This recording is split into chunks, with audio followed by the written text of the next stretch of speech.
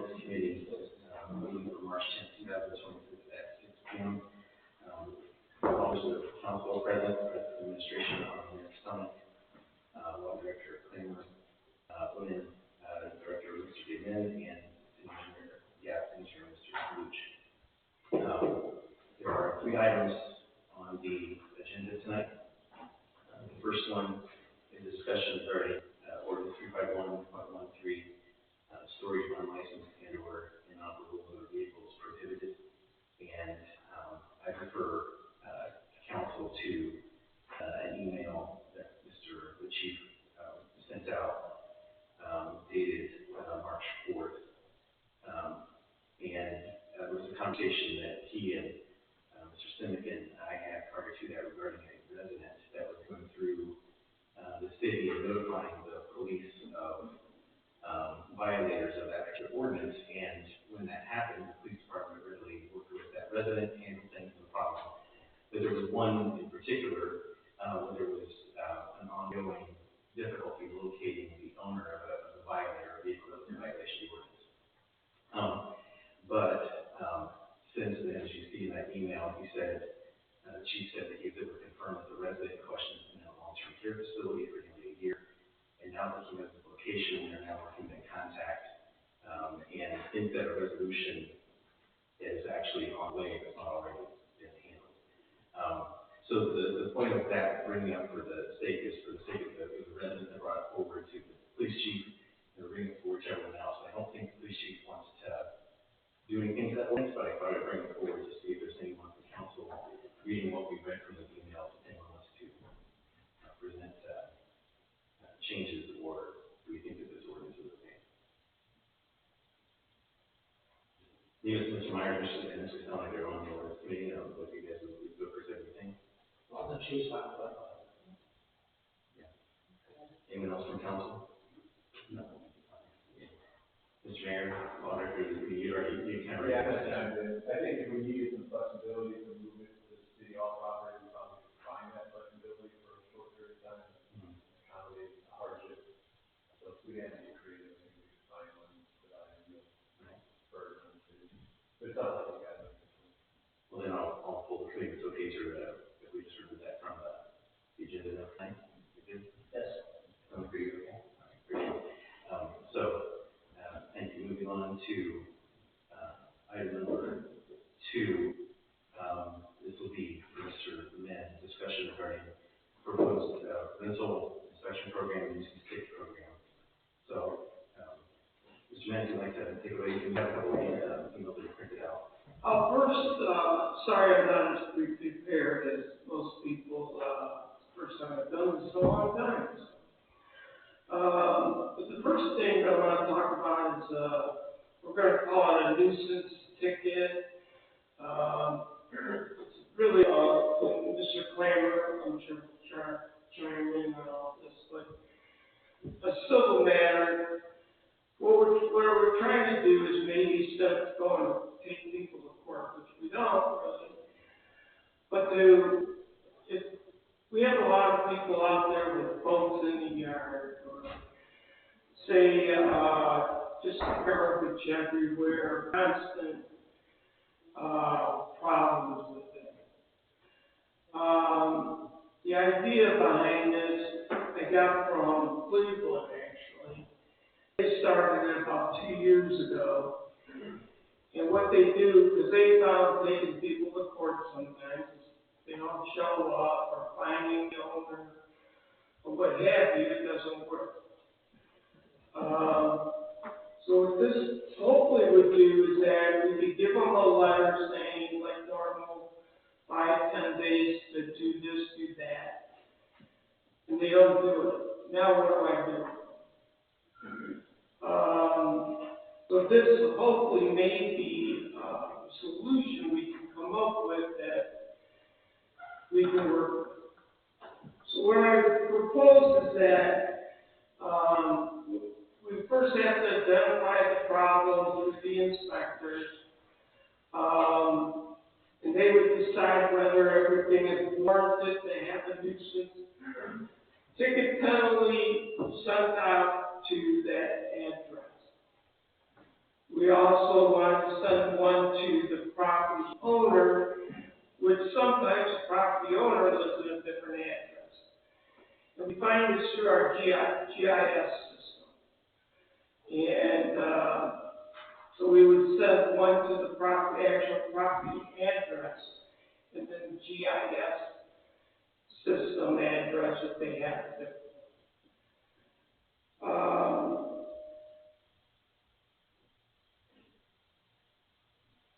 So what we're trying to say is that, so say I know of one that there's a mobile home parked in this driveway forever. Doesn't move, doesn't work. We have a good one, send one out. We tell them, move your RV or get it fixed, get it running, whatever, don't do it. So if we have something like this, we would send them another violation letter with an amount, ticket price on it, whatever council would decide, say it's $100. They have so many days to pay it, whether it's 10, 20, 30, and then if they don't pay it, it goes on their taxes, like when we cut grass. And then it may wake them up. And then if they don't do it again, then we could send them another one. And if they don't do it, we charge them again. We do this with lawns now. Sometimes we have to cut someone's lawn 3-4 times a year. And we bill them, and they don't pay it, it goes on their taxes. And I think this might be a way to help us. And I talked to the mayor about this too. The mayor's working with me on it to help clean up some things in the city. I'm not trying to use this as like a money grab or anything like that. It's not to say that every situation out there we're going to write a notice or a fine. It's not what I'm trying to do. What I'm trying to do is if it warrants, we get it cleaned up, and hopefully people would listen and then get it cleaned up. So I'm open with ideas. I just wrote some things down for you guys. Just like if someone says, with this parking thing, someone says, hey Dave, I will get this done in a week or two. Okay, I think I can work. But if they don't do it, they get a one-time request for an extension. If they don't do it, that's it. They're getting fined and we're moving on. We want this object or situation cleaned up and move on. So I looked at that. Any requests they have, say someone does do the job or move the object and within the time frame. I gave them a week, they did it, but they have a ticket price here, or whatever. And they said, okay, can I get my money waived? Do I have to pay it? Well, that'll be up to you guys. Should we enforce it or leave it up to the building department and say, okay, you did respond, you took care of it, we can waive the $100 we got, what we wanted, complete.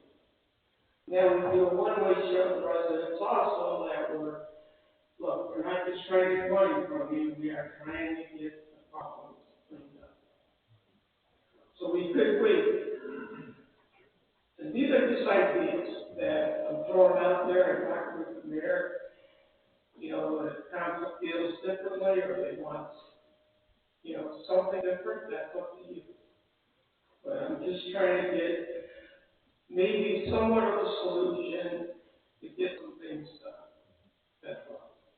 Well, and looking through the ordinances, back in May of 23, council passed an ordinance related to, it's 1387.13 related to exterior property areas. It lists a whole list of things that I think would fall under the kind of things that you're talking about, Mr. Mann. Right. And so it would just be a matter of having an enforcement piece to that, to violators that are, and then, so Minor, does it sound like, do you have any questions for Mr. Mann? Anything else? Anything else from council? I just have a question. Sure. So historically, whenever there's been a vehicle, it falls under the police department. Are you saying that that would fall under your department now? No, I just threw that out there, but there's a lot of times when we in the police department work together. Let's say there's this mobile home, I'll just take a mobile home, I know. It's been sitting there for years, it hasn't moved, it doesn't. I'm not gonna bother the chief. It's unlicensed, just sitting in their driveway, which you can do that. But, it doesn't run, it looks like junk. We've asked them to move it before, or get it running, get it plated, they don't do it. Well, maybe something like this will start waking them up and get it moved. So if they're able to get it running and it's plated, do we have anything in the ordinance right now that shows, you can't have too large of a vehicle? I know there's. It's in their driveway, and it's not blocking traffic or sight from anybody, neighbor pulling out, or kids walking. No, we don't do that. At least it's, But I'm just throwing that out. It could be, garbage or, someone constantly, I know this comes up a lot. They leave their garbage cans out for weeks in the front yard or by the street. They never pick them up. We get complaints about this all the time. We send them notices. They don't do it. And it's such a simple thing. When my guys get out of the truck and bring the garbage cans back, we probably could, and they're not helping, it's just people that do this. Well, they get the letter with the fine on it, or built in and say, you're paying the fine, plus move your garbage can. And they stop them from putting the garbage can out there all the time. We could use it but I don't want this to be like everyone called, hey, my neighbor's doing this, that's not what it's designed to do.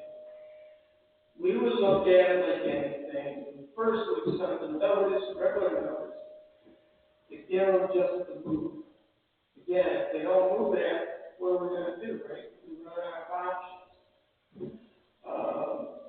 So this is just one method we came up with.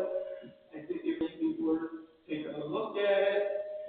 I think we try to work with Randy, if Randy would think it's okay, put it in some kind of ordinance and we try to move it on and come back with you with a final draft or something.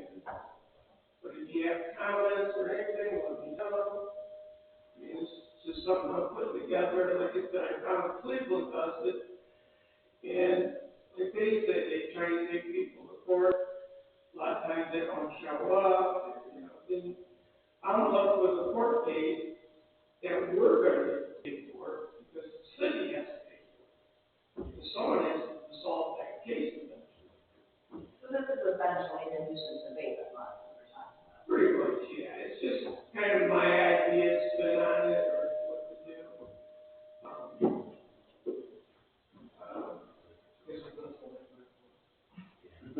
Other mics might be on nearby. So, think about it, and then go from there. So would you propose you give an escalating fee structure or? Well, I would like, because if they keep doing it, yes, they should be woken up, right? We're trying to see if we can get some of these things cleaned up in the city. All right, I finally have an administration that is willing to take a gamble on something like this. Obviously, the mayor's going to hear about it if we do it. People are going to go to the mayor and say, hey, what's going on? He's willing to step up and help. But again, this isn't going to be something we're going to try to abuse and break 500 of these in a month. I only expect a couple here and there. I'm not trying to, like I said, use this as a money grab. More or less, give us a little more some things. Mr. Cameron, you have any comments? I have to look at the city of Cleveland that, Dave referenced, the issue with all these things is because they're finding they often have to have some type of finding and opportunity to test it. So I'll look at it all.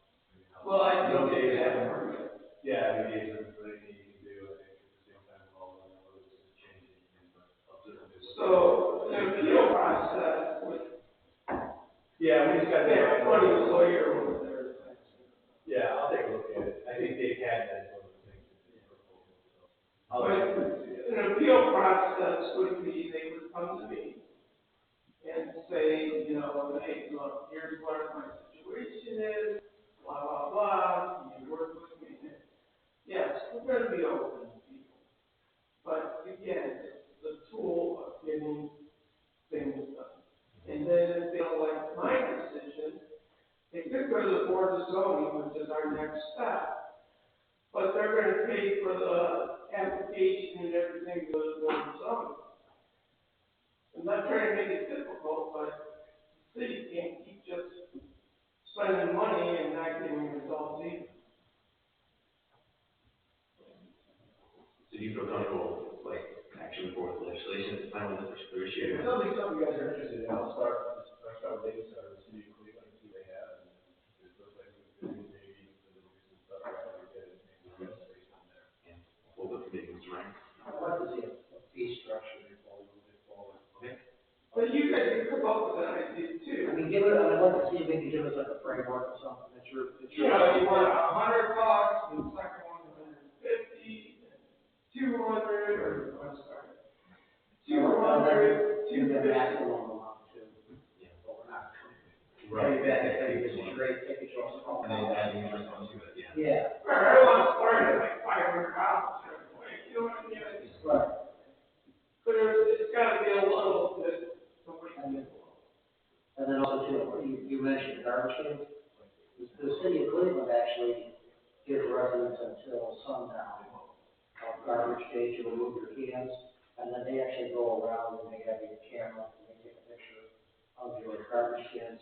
It gives you a day's grace for them to go around and take a picture and actually stick out the garbage can. And it's $150 fine. They have something that drives around and does that. If you would like to, yeah, if you'd like to hire someone with cameras to do that, you know. It's usually a supervisor. I'm handicapped for that.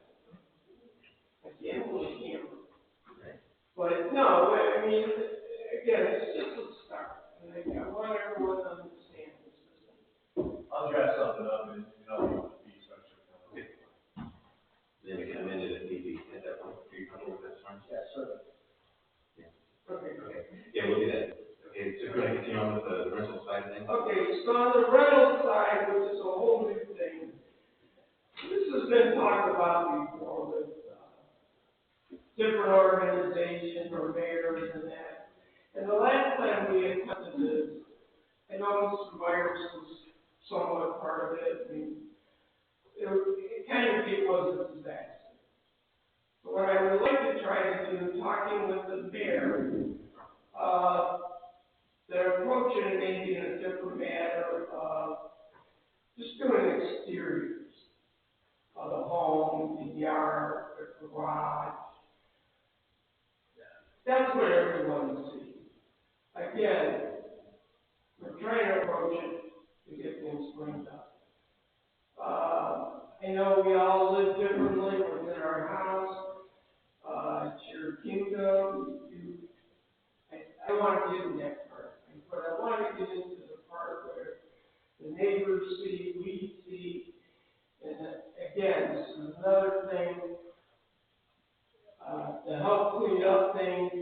And rentals has been brought up as a business. They're making money. So this is a start. I'll kind of go over this one at a time. I had Rocky, one of my guys, kind of go through our system, and I also talked to,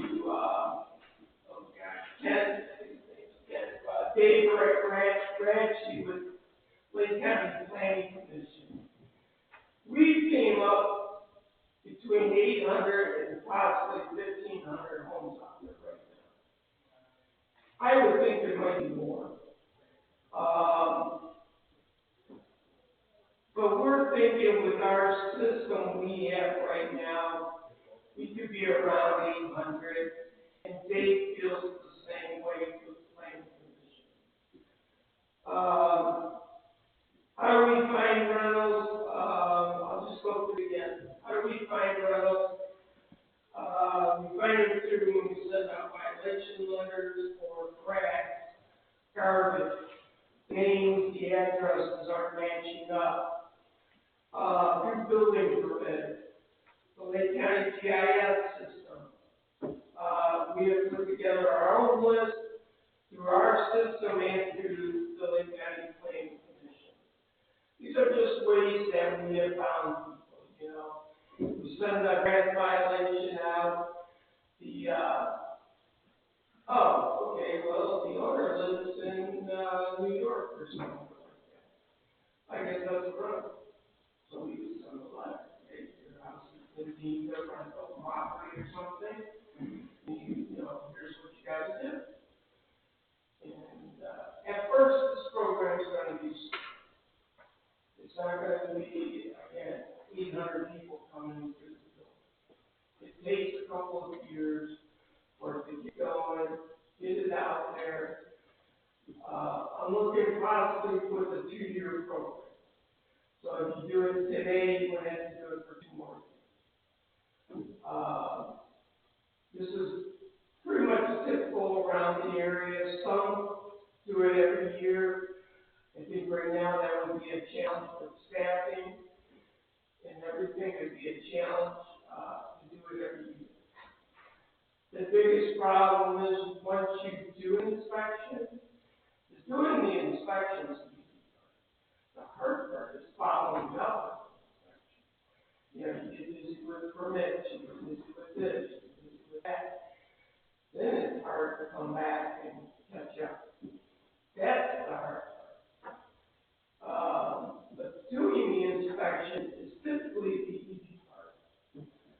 Again, I'm going to kind of address the first time you send out a letter. The question will be, typically it's a 30-day letter. And then we would have to figure out possibly a rental. I mean that on the council or the mayor, maybe we can hammer out what kind of fees you want, what kind of structure. I have down here what happens with no response. We send second or third letter. Does the fees go up or is it the same fee? Saying you are a rental house, you need to get this inspection, you have to come in and do this. Where I came from, I remember, it's been a while, but usually most cities are on a free violation system. You send out the first violation, you write it up, you give them so many days. Then you send out the second violation. Well, they're working towards completing this. You're more willing to bend with them and give them more time. But then after the second one, you're down to, okay, what do I do? It's not complete. Well, you're calling my bluff here now. So what am I doing? Am I going to court? Or are we maybe going to use the nuisance thing and find? These are just ideas. What my immediate concern is, how then does the ordinance pass that cost on to the renters? Right. If whatever fees or fines and everything added to it, which then almost punishes the person that they're renting out to, right? So how do you get the tough? It's a balance, right? And same with our grass notice, a lot of times the tenant will call us and say, look, the owner's told me it's my responsibility. Well, look at your lease when you sign it. What does your lease say? And if the lease says you're to cut the grass, then cut the grass. And certainly I appreciate the intent, because if you look at people trying to think about moving into the city, and they're driving through and just taking a gander at the streets and wherever else they're thinking of houses that are for sale currently or rental properties even, if they're looking around and seeing a neighborhood that takes care of itself, well, then they're more likely to at least want to invest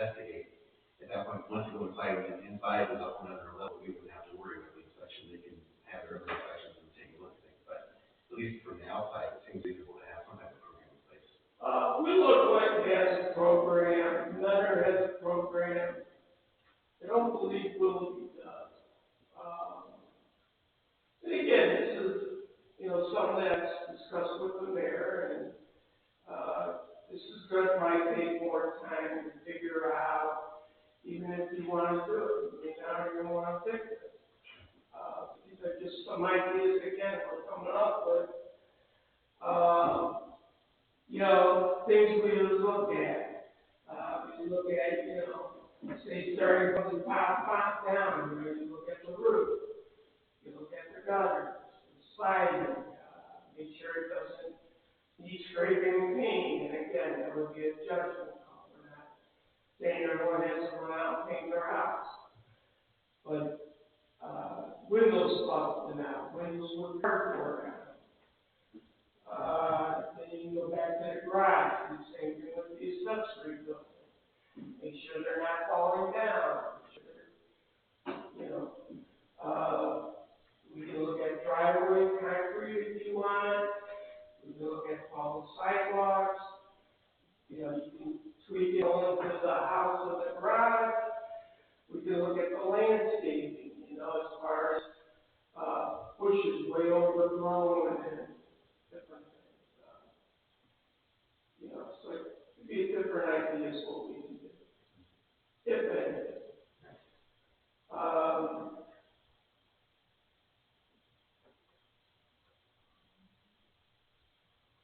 Again, can we give extensions? Yes.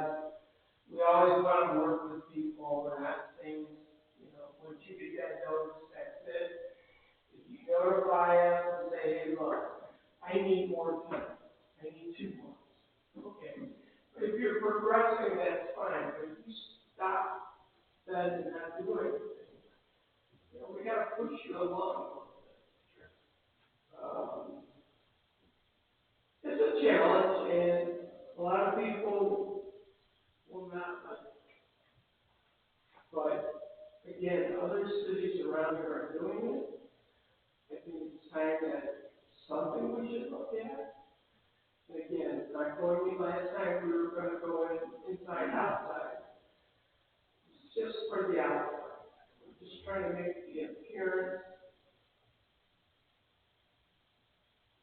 okay.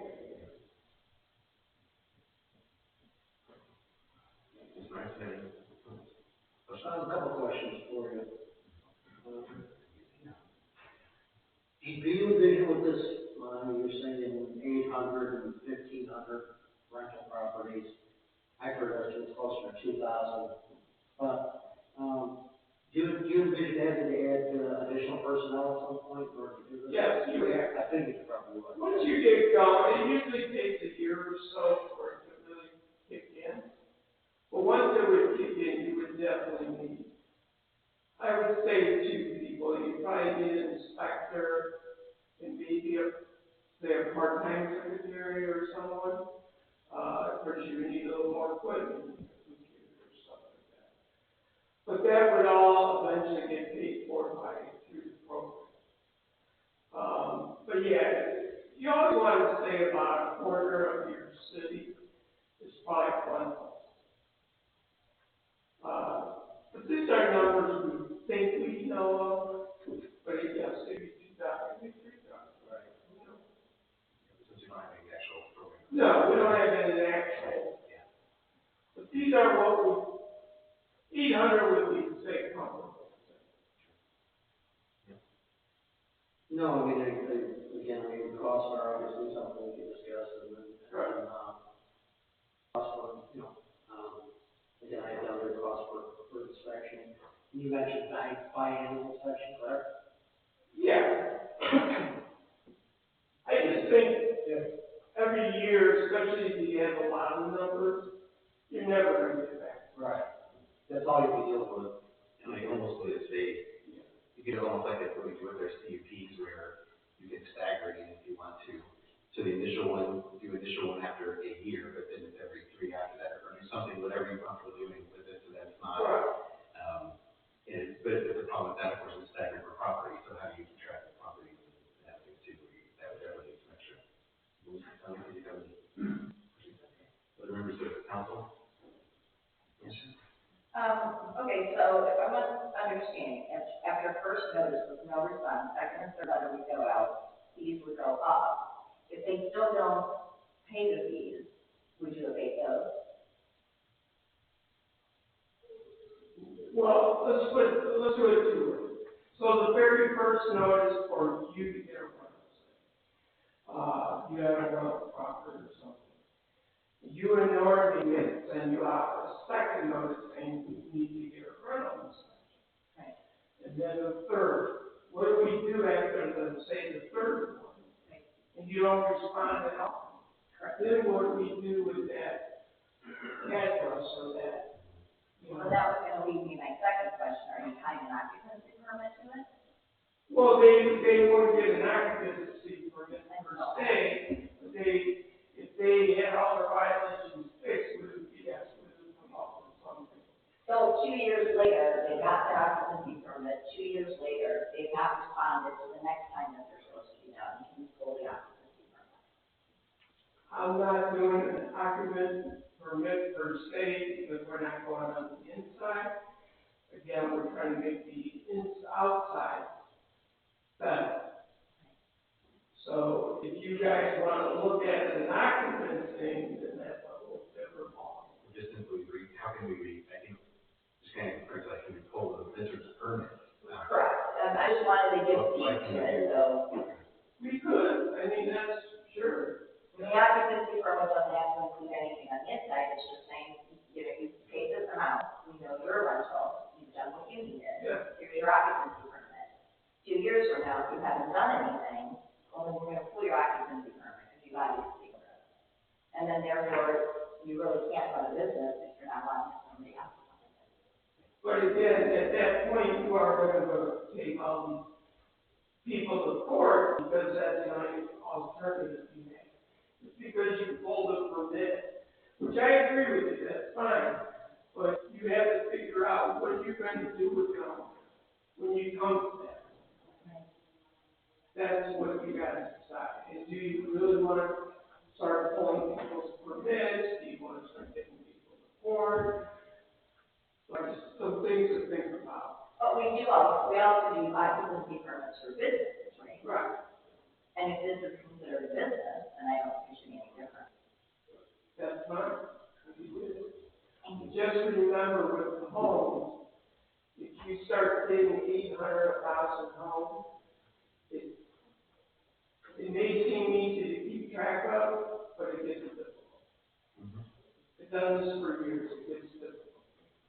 Especially when we have an actual home that gets turned into a rental, the rental gets turned back into an actual home. They buy it, but they can keep track of it. Any other members of the council, Mr. City? Questions? Sorry, I have one more question. So then would you be required to get an inspection and then also purchase an occupancy permit? Or would they receive that? They got all violations. At the end of the inspection, Yeah, we would send them something, your house is clear. Okay. Yeah, I could figure out something to put together, it's your house is in good standing, yeah, something like that. Well, and that actually might be something that the rental owners might actually appreciate too, have some type of accreditation in the city that we're reaching out to the people too. So. Yeah, I'm open to ideas. Again, this is just a start. Third Street. Just kind of, we did. I'm good. All right. So pull the video, we feel comfortable going forward, tweaking this. I think there's a lot of questions from Mr. Clamp. This was going to take a while, so I'll try to revisit all of our old discussions on it. Okay. It's been 2 years, especially before, so sure. That's what we got. I hope I have some grasp on it. Right. So what I think I'd like to do is, if it's okay with the committee, is to remove it then. You can table it for 30 days. Oh, okay. Well then, yeah. 30 days is probably not good enough, right? Yeah, as soon as you get something open, I have the whole draft. We'll just put it in pending legislation or something. You just table it, hold the table, but And you can table it for 30 days. Okay. You can leave it longer if you like. Okay. You good with that? Yes. Yeah, I'm not saying you need to rush, Sure.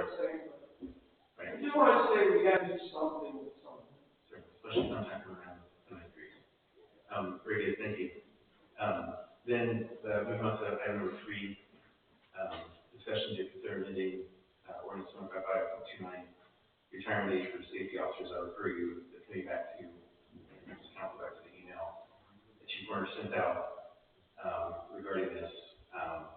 What he, is proposing is, tweaking, amending the language so that, let me make sure this is right. Instituting a mandatory retirement age for any part-time personnel hired after December 31st, 2025 is his proposed date, so that all those that are currently serving, would not be automatically retired or forced to retire. As you mentioned, that they have some that are over the age of 70 that are working and doing well for them in an auxiliary role, whatever function he has in hand. But that would come in line with what their full-time officers are under in regards to the mandatory retirement age. And I know for our finance nomination, we also require 70 is kind of the cutoff for kind of our general officers. It's kind of nice because they're giving their lives, just being giving lives to their work. It's kind of nice that we give them the last years of their lives with grandkids or whoever else their life is taken. I think would appreciate, because sometimes they love the job and they love what they do, but at the same time, they need to have some type of they work at. But comments from maybe Mr. Myers or I don't know if we need to. Any other members of council have any questions? Oh, I guess I do have a question. I mean, is the chief, I mean, obviously does have the issues, because he has those people in the wrong stuff, correct? Yeah, yeah. He does have issues? No, he doesn't have any issues. He doesn't. But he has people that are working that are currently over 70 that get the ones to be impacted by this. Once to say any new hires would be under this new legislation. So once they reach 70, then they're done. Right. So once it's a judge. Right. You catch the whole time, that one special, so it's good to have good experience and that special too. So yeah, he doesn't want to force them out, he said in the email. So does anyone have any questions that you'd like to wait on Chief Warner to return to ask, or are we comfortable amending that ordinance to reflect what he's requesting? Okay. So we'll, that language in that email, we're going to have. Very good. Thank you. We have no pending business, we have no miscellaneous business. It's now time to recognition of the public. For the recognition of the public, I remind you that all remarks will be directed to the chair on all personalities and the first agreement is full. Is anyone who wishes to address the ordinance committee?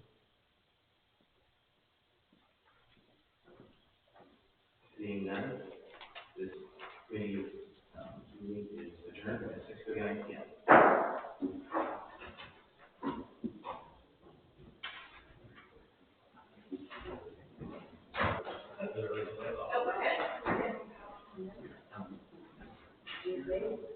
I know you're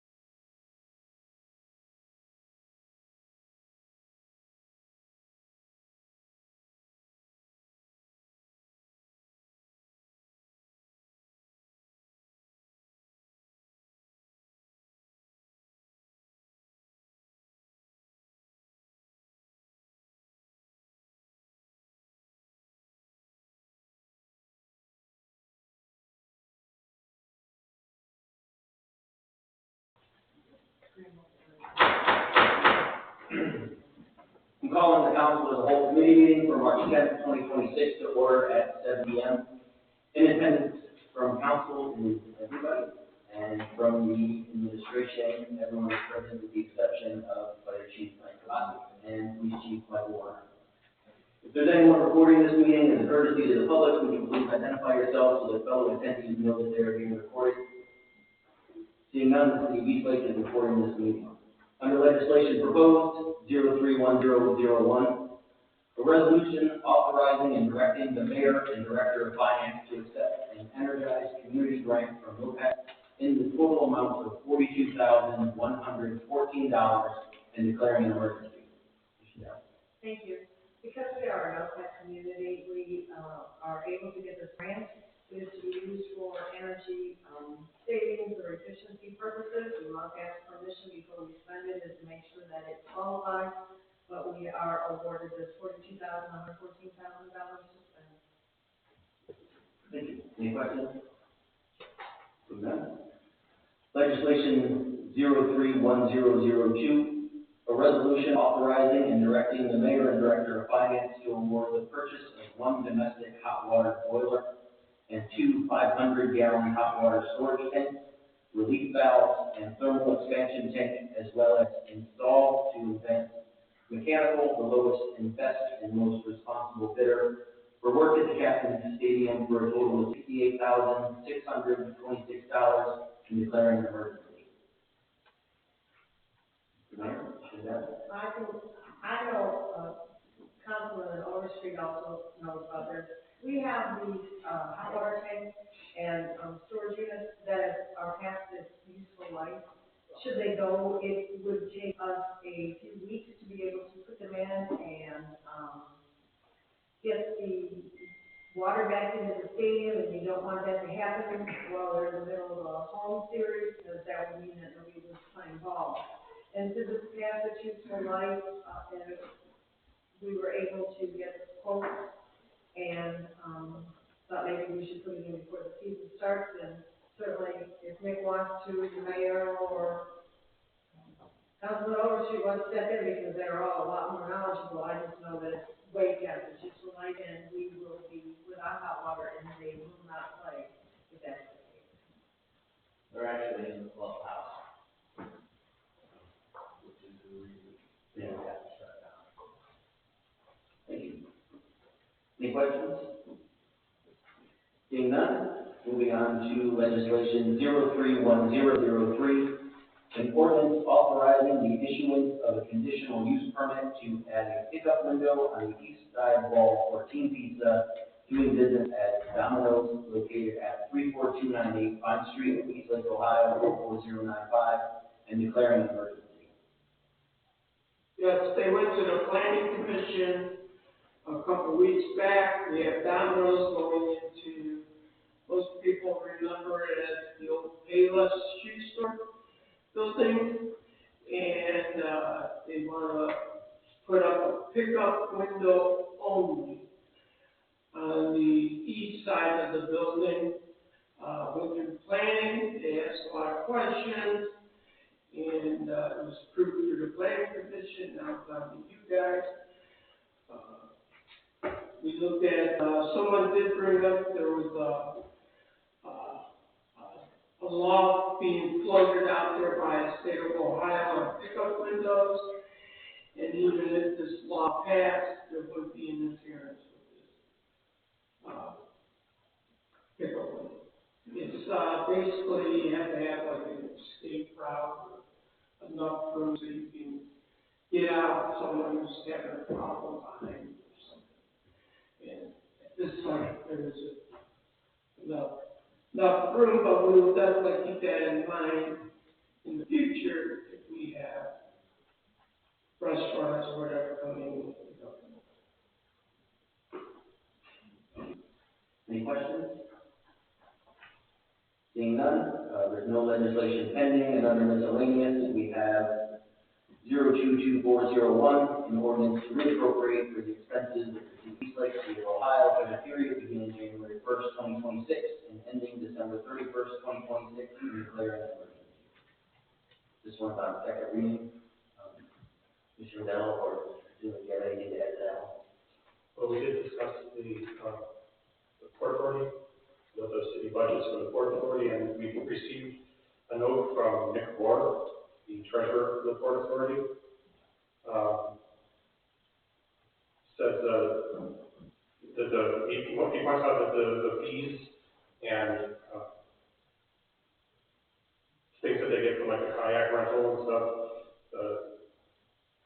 normally comes for about 85% and 15% respectively what the Port Authority pulls in, but sometimes they have issues like last year where we had multiple rainy days on weekends, and that caused a loss of their usual income. And also the lake this year is down over 1 foot from last year and 2.75 feet in 2020. Lake Erie was at a record high in 2019 and 2020. The water levels will likely dip below average for the next several years. And that raises the cost of what the dredging is.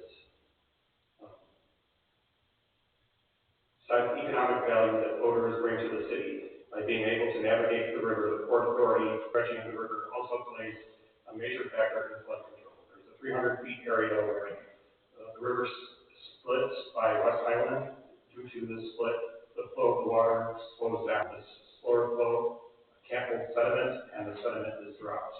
If the river depth becomes shallow, this is a problem area for water movement during spring break. The open channel of the Port Authority creates allows water to flow out under the ice when the river is frozen shut. By dredging, the ice does not freeze to the bottom, thus the ice jams are less likely and the water can flow. We all remember the costs the city dynamiting the river to break the ice from the bottom to dry and get the river to flow, as well as the cost to emergency services during floods. Even with this very cold winter, very thick ice, completely frozen Lake Erie, when spring breakup came, the flowing water was in the areas that we were able to dredge. The problem area right above represents 5.7% of the total length of the channel, with 26.6% of the funds used to open the entire river channel were spent here. With any extra support council chose to give us, we would like to do a fall dredge to make sure this from areas channels are kept open for winter and spring. For our current contract we used last year for dredging, pump and equipment rental and contracting incorporated 12 flood prevention. Additional to normal channel maintenance is $25,000 to $40,000. So they just wanted us to consider all that when we budget for the Port Authority. Any other questions? All right. This council of the whole committee meeting is adjourned at 7:08. Calling the regular council meeting of March 10th. The order at 7:08 p.m. And Mr. Katsounis, please lead us in the pledge. To the flag of the United States of America, to the republic for which it stands, one nation under God, indivisible, with liberty and justice for all.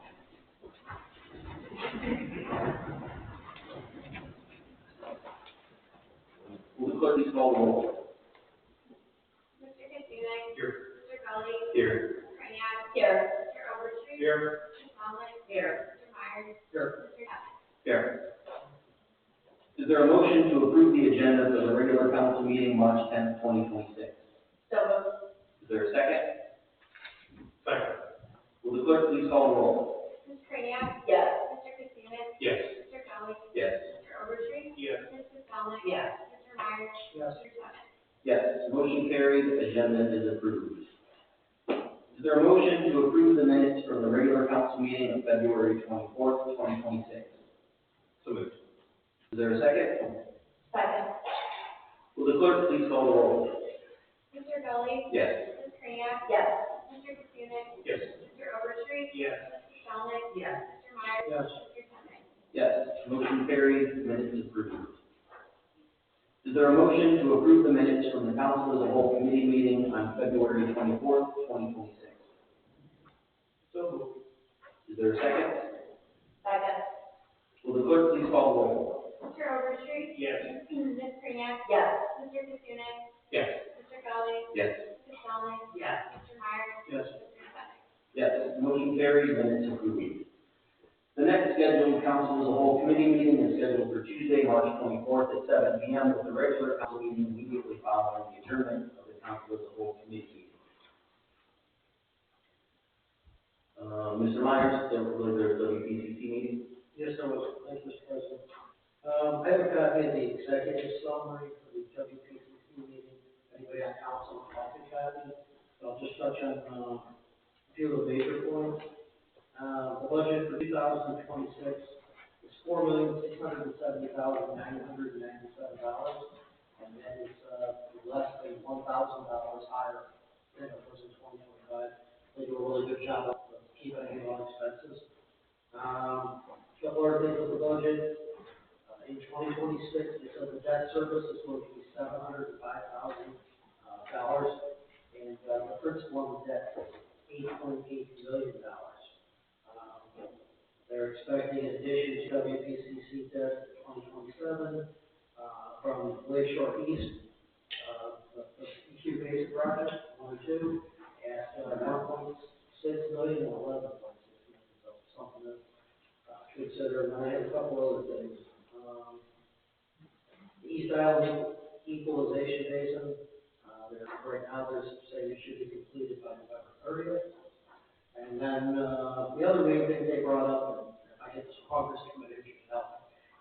They brought up the fact that there is an 18-inch main that runs from Plains Road, and I don't believe it runs all the way to the water treatment plant. I believe it runs to a substation, and that had issues with this one.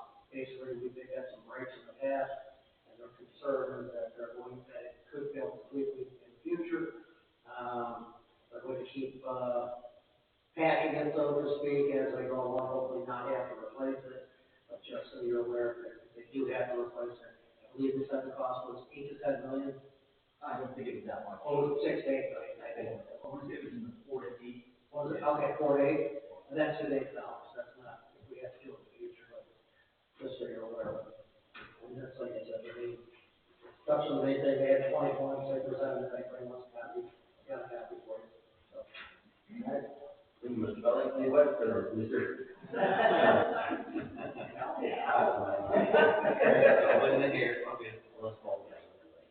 Any questions?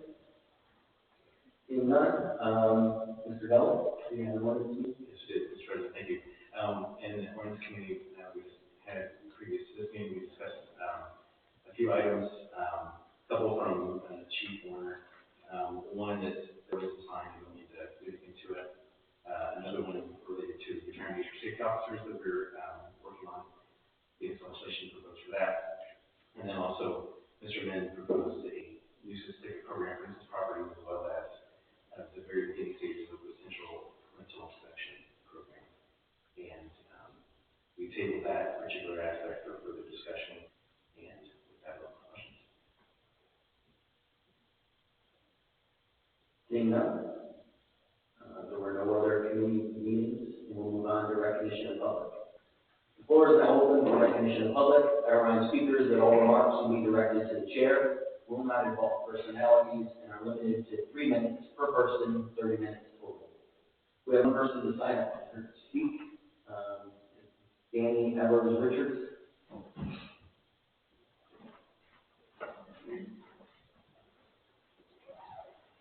Thank you. Danny Richards, 34137 Beach Park. Good evening. I wish I had better news this month or today, but last week my husband came out and read a letter in my absence concerning the harassment about him and his children and Chris's. And for the last 10 years, since that meeting, she has decided to retaliate and further harass my family by using more defamatory content about us on her public Facebook page, aka East Like Wabash, as well as reach out to us personally under the United City business. On Monday, March 2nd, she posted on the East Like Wabash page calling us liars and encouraging others to search for this supposed defamatory content that she previously made. While we're very grateful she has finally decided to comply with our request for the last 5 years to remove the defamatory content that she created about my father and family, we do not appreciate her new attempt to go ahead and vilify us once again and rewrite history to make herself as the victim of the situation she has been involved. As a result, we have followed the same procedure that we have done historically in the past years with dealing with this harassment, which is to go ahead and file a police report with things like Katie and send a message to council as a whole detailing the police report in detail as a courtesy and coming here to make a statement. On Saturday, March 7th, she reached out to my brother Nick Evers under the guise of asking to get this resolution on the issue that he posted about on a different city page over 2 years ago. The issue was never assigned to council discussion, nor is she a member of that page. She's actually been blocked from it for over a year. So we have no clue how managing her foster death. But to us, it demonstrates repeated behavior of the lengths that she will go to harass our family and find attempts to reach out to us. She will not stop. And while we appreciate council's attempts to ask for mediation and understand mediation is always free for diplomacy, in this case, it's been 10 years. We've repeatedly asked for this to stop. We've blocked her, we've blocked the page, we've blocked her family, we've blocked her followers. She will not stop. And at this point in time, we will go ahead and follow protocol that our legal counsel has advised us of, which is to go ahead and continue to make police reports and public records to be out of means with this against her continued harassment behavior and especially in the family. Thank you. Thank you. There's no one else signed up to speak. Would anyone else like to address council? Seeing none? Oh, go ahead. This is here, and this has been local and issue. I'm not here to discuss that issue. My question is, I live on South Lake Shore, and I've seen also on St. Louis, rats, that is true. You're working with guys, have plans for the rat situation?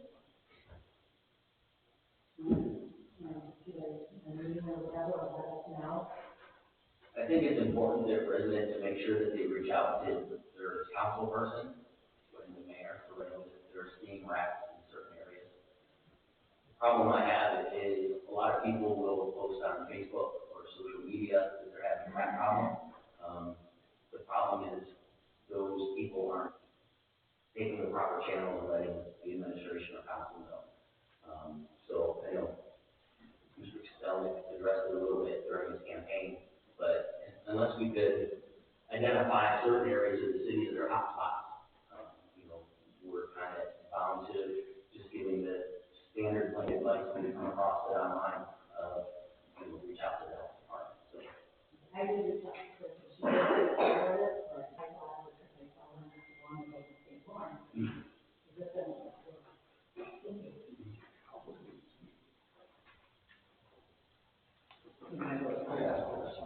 Found the grid 33637 road has nothing to do with the situation there.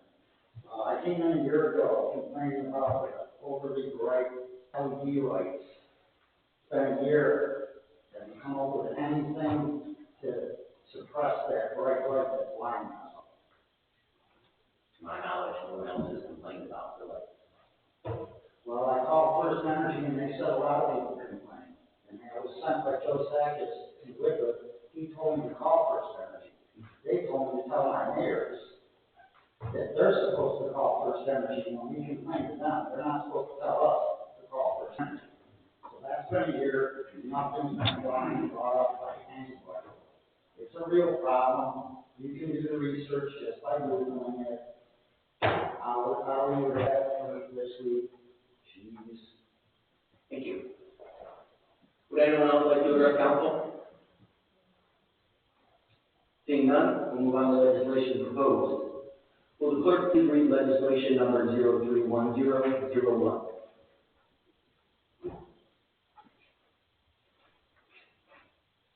A resolution authorizing and directing the mayor and director of finance to accept an energized community grant from NOPEC in the total amount of $42,114 and declaring an emergency. Is there a motion to suspend the rule requiring reading separate readings and reading in full? So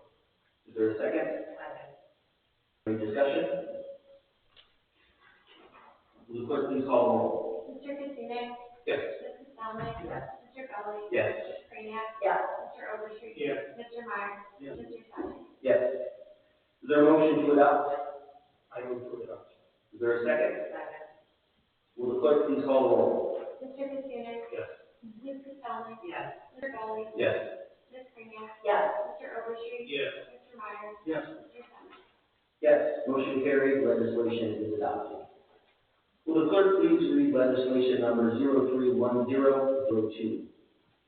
A resolution authorizing and directing the mayor and director of finance to award the purchase of one domestic hot water boiler and two 500-gallon hot water storage tanks, relief valves, and thermal expansion tanks, as well as install to Advanced Mechanical, the lowest and best and most responsible bidder for work at the Captain Stadium, for a total of $68,626 and declaring an emergency. Is there a motion to suspend the rule requiring separate readings and reading in full? So moved. Is there a second? Second. Any discussion? Seeing none, will the clerk please call the roll? Mr. Gully? Yes. Mr. Overstreet? Yes. Mr. Katsounis? Yes. Ms. Kranek? Yes. Mrs. Stelman? Yes. Mr. Meyer? Yes. Mr. Sonic? Yes. Is there a motion to adopt? Move to adopt. Is there a second? Second. Will the clerk please call the roll? Mr. Gully? Yes. Mr. Overstreet? Yes. Mr. Katsounis? Yes. Ms. Kranek? Yes. Mrs. Stelman? Yes. Mr. Meyer? Yes. Mr. Sonic?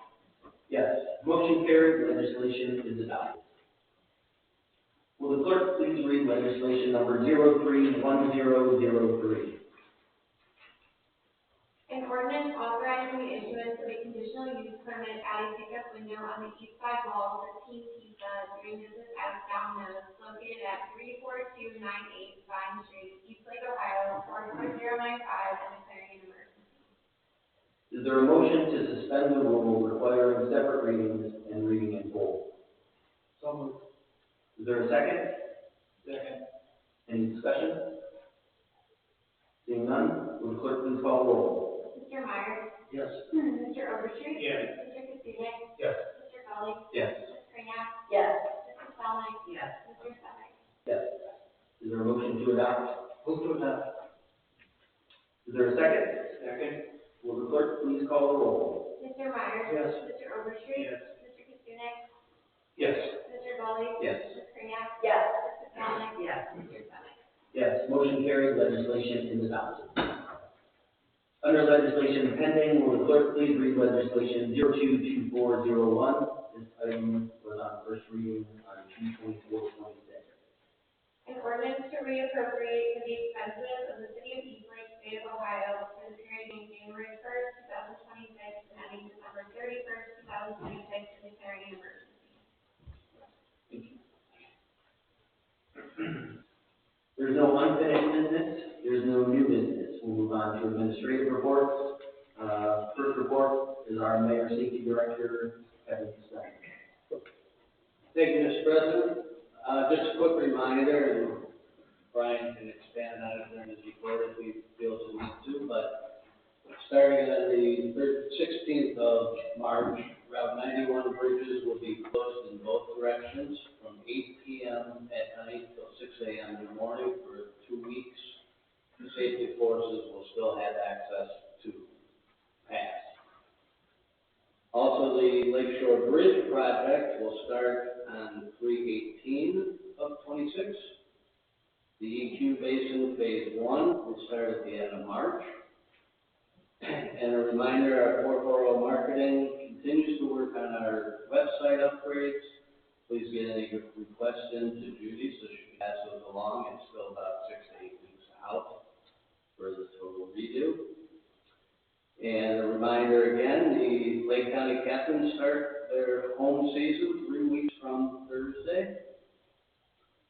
Also, we have received an email this morning stating that it looks as though Friday we will get the announcement that NOACA will also be awarding $344,671 to the Vine Street Corridor project. That concludes my report, and I'm open for questions. Thank you, Mr. Mayor. Any questions for the mayor? Seeing none, we'll move on to our chief building official, David Mann. Thank you for listening about the legislation proposed. Again, if you have any ideas or suggestions, please let me know. Other than that, neighbors are definitely getting out and showing a lot of love for you. So I think with that, I'll open the floor. Thank you, Mr. Mann. Any questions for Mr. Mann? Seeing none, we'll move on to our service director, Mr. Nick Ruber-Tino. Good evening, everybody. We've taken advantage of these last couple nice days. We've done multiple areas, clean up Senior Center, about 91, like that. City Hall here, as well as beginning to clean up around the stadium. We are in the process of filling potholes as best we can. We are still using cold patch as the hot mix is not available yet. And for those who don't know, the hot mix is a more permanent fix and it's easier to level than the cold patch mix. Unfortunately, with the temperature changes, it pops in and out. So sometimes it stays and sometimes it doesn't. We have to have at least a minimum of 3/4 deep hole for it to even adhere to. So we're working on that. As soon as the hot box is available, we'll be on the road, we'll have that out there as well. I'd like to touch on the rats. For many years I was here before, we spent thousands and thousands of dollars through the city to eradicate the rats in our community, and it's a twofold situation. A lot of it is we live along a lake. That's where most of our congregating come from. The other issue is, as much as we love the birds and the deer and those things, we need to try and encourage people not to feed. Because if the bird seed hits the ground, the rats are, or the skunk the same way. Dog feces, any kind of feces, rats are attracted to it. So if someone's yard isn't clean, they have a nose better than you and I, and they're going to continue to find that area, and that's where we're going. There is no answer, easy answer, or any kind of answer to eradicate them from our communities other than proactive amongst our residents as well as us trying to assist in any way we can. LED lights, we don't recommend, we don't request them. They are put in by First Energy as a cost-saving measure. In my communication with them in the past, and I don't know that there's an answer to that. I don't see it going away. That is strictly a money issue that they're trying to save money, which they're passing that savings on to their communities. So I don't know where they can go with that. They can just touch that base. That's where we've gone with that in the past. That's a shame. And with that, I'm open for questions. Thank you, Mr. Ruber-Tino. Any questions for our service director? Seeing none, we'll move on to city engineer Brian Lewis. Thank you, Mr. President. Mayor already addressed the two major projects that we've got that are going to impact traffic. So with that, the only other item that doesn't necessarily involve City of Lake, but if anybody is attending the State and Cities tomorrow, the Sharp Road Bridge is out. So there's a detour. ODOT has their detour, which is much longer than a local wraparound. So anybody attending that, issue behind your ultra. So with that, I open for questions. Thank you, Mr. Lewis. Any questions for our city engineer? Seeing none, we move on to our finance director, Caroline Schindel. Thank you, finance is working with the auditors on the 25-year end, and that's pretty much from it. I'm open for questions. Thank you. Any questions for our finance director? Seeing none, move on to our law director, Randy Klein. Thank you, Mr. President. The only thing I report is we've had some communication from some agents from the TO Commission with some concerns about what do we call it, internet cafe. We've never really had any problem with them. Looking at Dave, but they question whether they should lawfully be looking into operating from the state's perspective. We would have those conversations similarly, we send them a letter, but I just bring that up to people and then reach out to you. Dave and I are trying to understand what our state is concerned with. Other than that, we'll focus. Thank you, Mr. Klein. And with that, they're going around to other communities. It's just not like they're going a little way, a little bit their own. So don't think they're just focusing on these. Great. Thank you. Any questions for our law director, Mr. Klein? Seeing none, this regular council meeting is adjourned at 7:30 p.m.